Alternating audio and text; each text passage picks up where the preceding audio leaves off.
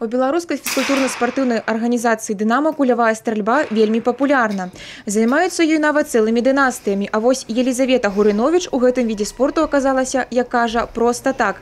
Але потым гэтае проста так перарасло ў вялікае захапленне. І зараз 14-гадовая дзяўчына майстар спорту па кулявой стральбе, а ў марах трапіць на Олимпиаду. Занялась я в 9 лет.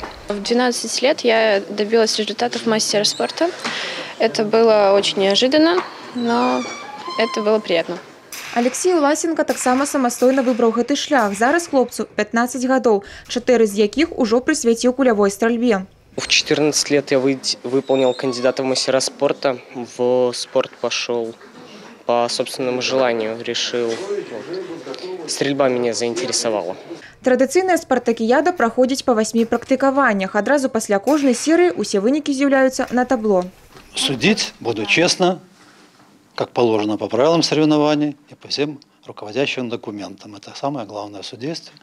Быть беспристрастным, объективным в определении всяких спорных ситуаций, которые, к счастью, у нас встречаются нечасто.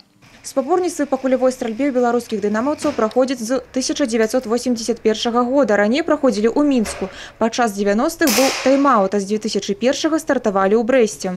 Основная цель этих соревнований – это наработка соревновательного опыта, сравнение, если можно так выразиться, школ различных между собой. Я имею в виду не школ как учреждений, а я имею в виду школ как мастерских по подготовке юных стрелков.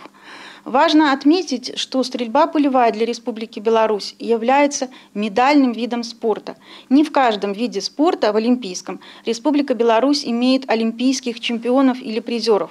Калісьці праз гэтую спартакіяду прайшлі зоркі кулявога спорту. Сергей Мартынаў, Константин Лукашык, Илья Чаргейка і не толькі. Сённяшнія юныя дынамаўцы бяруць з іх прыклад і спадзяюцца, калі-небудзь і яны папоўняць медалёвую скарбонку беларускай кулявой стральбы. Ганна Буйкевіч, Роман Філюціч, тэлерадыёкампанія «Брэст».